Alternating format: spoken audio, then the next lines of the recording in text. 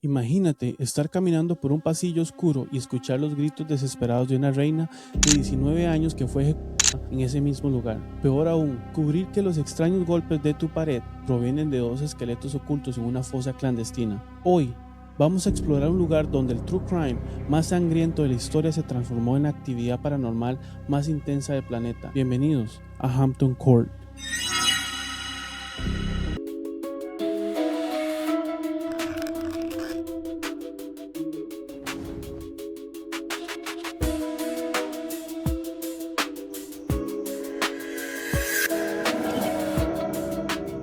Para entender el horror, tenemos que viajar al corazón de Surrey, Inglaterra, en pleno siglo XVI. El escenario es el imponente palacio Hampton Court, el hogar del infame rey Enrique VIII.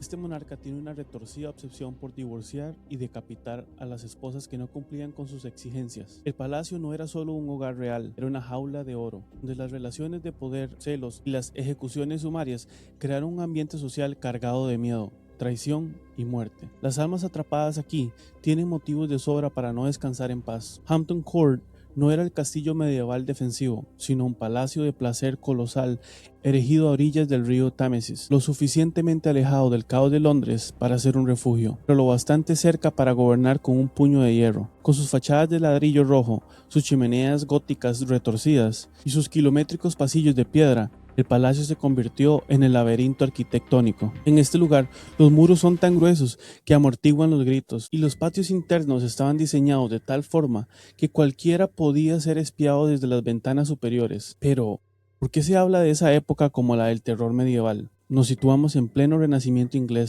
la era Tudor, una época de desmedidos, arte y descubrimientos, pero también de una brutalidad inimaginable. Para entender esta brutalidad con la que vivía el rey y la gente de esta época, debemos conocer un poco más de su contexto social, religioso, bajo el reinado de Enrique VIII. Las leyes cambiaban al antojo del monarca.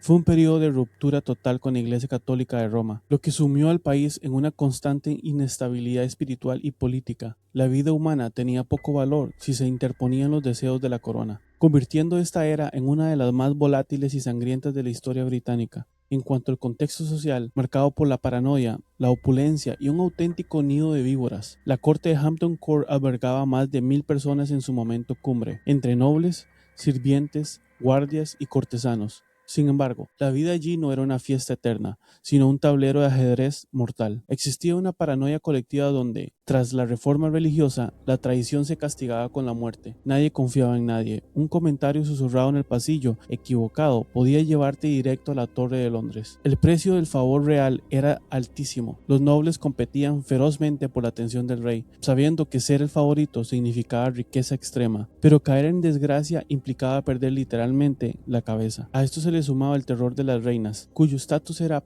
puramente utilitario. Las esposas del rey pasaban de lucir coronas de oro a suplicar por sus vidas en cuestión de meses, dejando una estela de pánico entre las damas de honor que precisaban su caída. Esta conexión entre la opulencia de los banquetes reales y el terror absoluto a la muerte generó una energía densa, violenta y desesperada que, según las leyendas, se quedó impregnada en los ladrillos del palacio para siempre. La gran cantidad de testimonios recopilados a lo largo de los años nos sumerge directamente en el tormento de quienes una vez llevaron la corona. Se dice que al menos dos de las exesposas de Enrique siguen atrapadas entre esos muros. Si caminas por las escaleras Silver Stick, justo en el aniversario del nacimiento del niño Eduardo VI, podrás encontrarte de frente con la silueta pálida y profundamente triste. Es el espectro de Jenny Seymour, la tercera esposa, quien camina sosteniendo una vela encendida, intentando regresar a la habitación donde dio a luz y exhaló su último suspiro.